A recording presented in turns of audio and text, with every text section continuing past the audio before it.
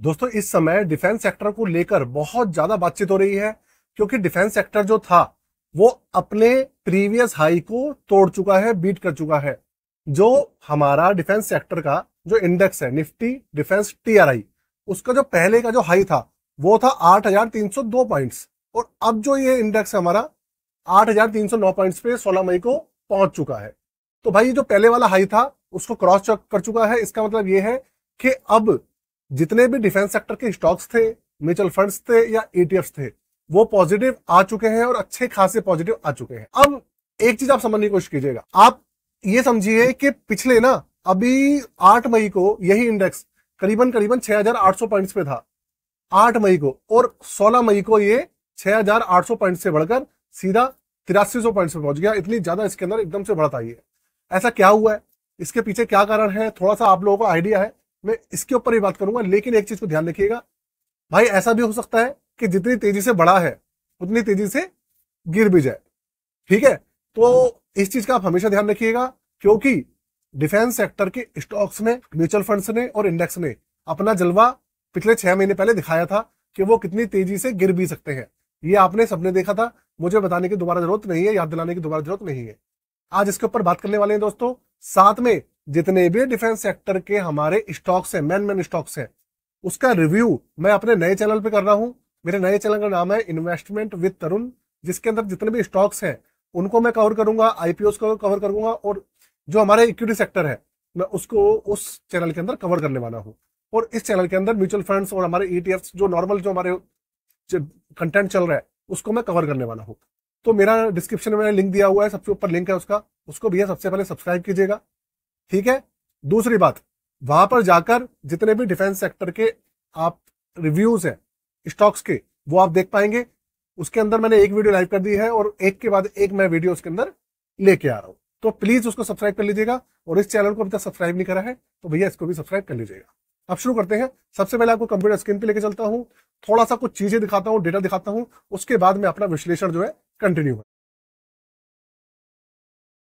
देखिए computer screen इस समय आपके सामने चल रही है, ठीक है, और आप जो इंडेक्स है वो आपके सामने ही है, निफ्टी इंडिया डिफेंस।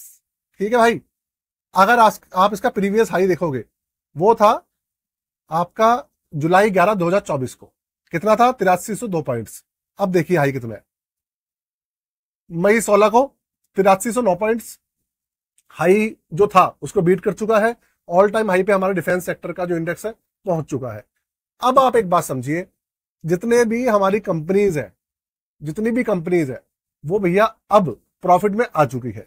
अब आप ये देखो कि अभी ये जो अभी कितने तारीख को, 7 तारीख को 6,939 पॉइंट्स पे था।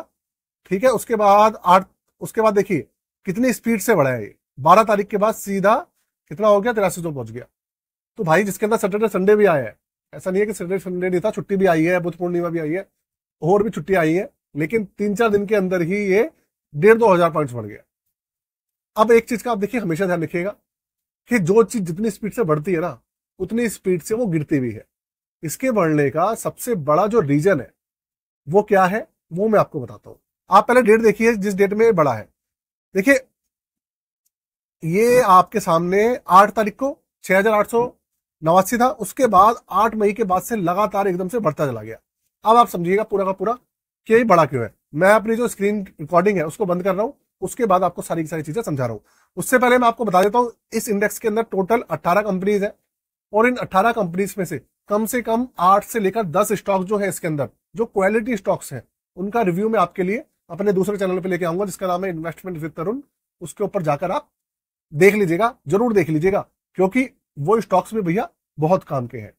दूसरी बात दोस्तों, पूरी की पूरी जो ये वीडियो है एजुकेशन पर्पस के लिए है, किसी भी तरीके का रिकमेंडेशन, सजेशन, एडवाइस किसी भी स्टॉक को लेकर, किसी भी म्यूचुअल फंड को लेकर हमारी तरफ से बिल्कुल भी नहीं है, क्योंकि भैया स्टॉक मार्केट के अंदर रिस्क हमेशा बना रहता है।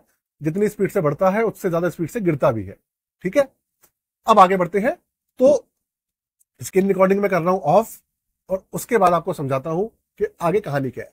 अब आप एक बात समझ, जो इंडिया और पाकिस्तान का ये जो 4-5 दिन का कॉन्फ्लिक्ट चला है, छोटा सा युद्ध चला है, ये स्टार्ट हुआ था 7 मई को। 7 मई के बाद 8 मई को कुछ नहीं हुआ। 8 मई के आसपास ही जो पाकिस्तान था, ठीक है, 8 मई को पाकिस्तान ने इंडिया के ऊपर जो ड्रोन्स थे उससे हमला करा।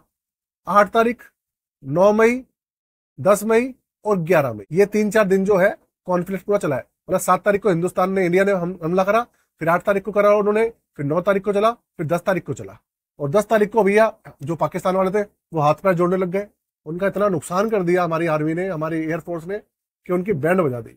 और भैया वो गिड़गिड़ाने लग गए अमेरिका के आगे। और हमारे जो डीजीएमओ साहब है, डायरेक्टर जनरल मिलिट्री ऑपरेशंस है, उनके हाथ फोन करने लग गए उनको।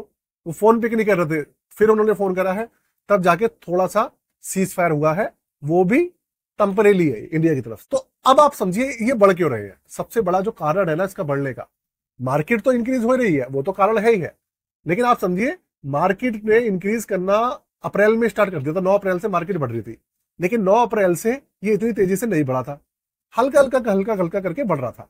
लेकिन अभी के समय में 3-4 दिन के अंदर एकदम से इसके अंदर समझ लीजिए रॉकेट लग गया। उसका कारण था ये कि जो हमारे इंडिजीनियस, हमारे इंडियन वेपन्स है, उन्होंने बहुत अच्छा प्रदर्शन करा है।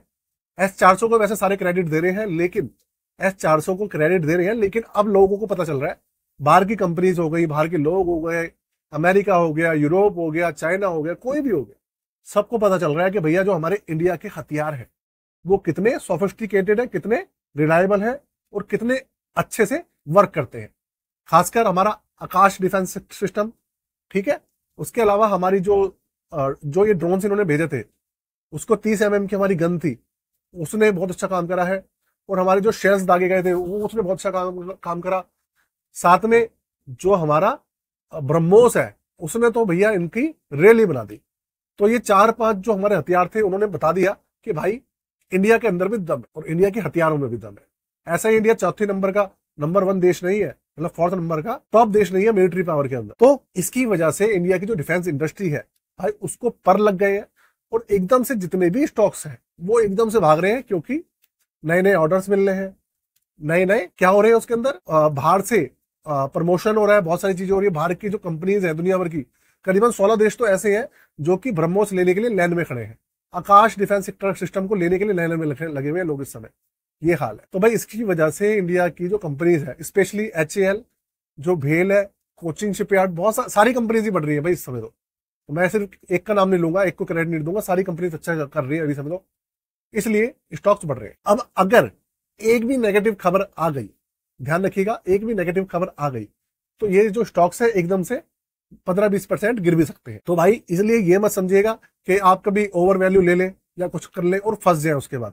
तो भाई ये गलती बिल्कुल मत कीजिएगा। पिछली बार आपको पता है Motilal Oswal defence index fund के अंदर क्या हुआ था, लोगों ने खरीदा, उसके बाद क्या हुआ, लगातार गिरना शुरू हुआ। HDFC डिफेंस फंड के अंदर लोग फंस गए, मोतीलाल ओसवाल डिफेंस फंड के अंदर लोग फंस गए, जो स्टॉक्स थे डिफेंस सेक्टर के उसके अंदर लोग फंसे रहे।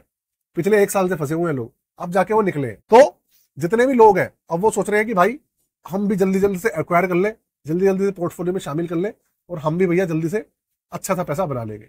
लेकिन आप समझो ऑल टाइम हाई पे आ चुका है, और अपना जो उनका टॉप का प्राइस था उसके ऊपर भी पहुंच चुका है। तो भैया करेक्शन तो आ सकता है, कोई बड़ी बात नहीं। दूसरी बात, अभी तो मार्केट बढ़ रही है, और अभी हल्का सा भी कोई नेगेटिव खबर आ गई तो ये एकदम से 10-15%, 20% टूट जाएंगे।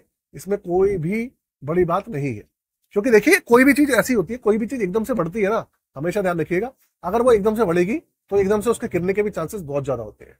और ये एकदम से बढ़ी है, गिर भी सकता है। गिर भी सकता क्या है, गिरेगा, भले 1 महीने बाद गिरे, 15 दिन बाद गिरे, 2 महीने बाद गिरे, लेकिन गिरेगा। तो भाई सोच समझ के सारा का सारा फैसला लीजिएगा, पोर्टफोलियो में शामिल कीजिएगा। मैं आप लोगों को अभी सचेत कर रहा हूं इन सब चीजों के लिए, ठीक है। लेकिन हाँ, एक चीज आपको बताता हूं, डिफेंस सेक्टर की अब बहुत अच्छा स्कोप आने वाला है, बहुत अच्छा इसके अंदर रिटर्न्स वगैरह मिलने वाले हैं, क्योंकि इंडिया के डिफेंस सेक्टर ने ना जो इक्विपमेंट्स है और जो हमारे आप समझ लीजिए हथियार है, उन्होंने एक छोटा सा युद्ध हुआ है उसके अंदर अपनी जो आप समझ लीजिए अपनी जो उन्होंने प्रदर्शन था ना, वो करके दिखा दिया लोगों को, देशों को दिखा दिया, सबको दिखा दिया कि भाई इंडिया की जो क्वालिटी है वो सस्ते में, कम पैसों में बहुत अच्छे हथियार बनाता है इंडिया। तो भाई ये सब चीजें हैं जिसको देखकर बहुत ज्यादा फर्क पड़ा है, हमारी जो डिफेंस इंडस्ट्री है बहुत ज्यादा बूस्ट मिला है, आने वाले समय में और ज्यादा मिलेगा, ठीक है। तो इन सब चीजों का आप ध्यान रखिएगा, और साथ में मेरे चैनल को अभी तक सब्सक्राइब नहीं करा तो भैया कर लीजिएगा। और अपना पोर्टफोलियो अगर रिव्यू कराना चाहते हैं, अपना नया पोर्टफोलियो बनवाना चाहते हैं, ठीक है, 999 रुपये चार्ज है, डिस्क्रिप्शन में सारी डिटेल लिखी हुई है, आप जाकर अपना पोर्टफोलियो बनवा भी सकते हैं, रिव्यू भी करवा सकते हैं। कुछ जो आप चाहें आप करवा सकते हैं। ठीक है, तो आज के लिए इतना ही दोस्तों। जय हिंद, वंदे मातरम।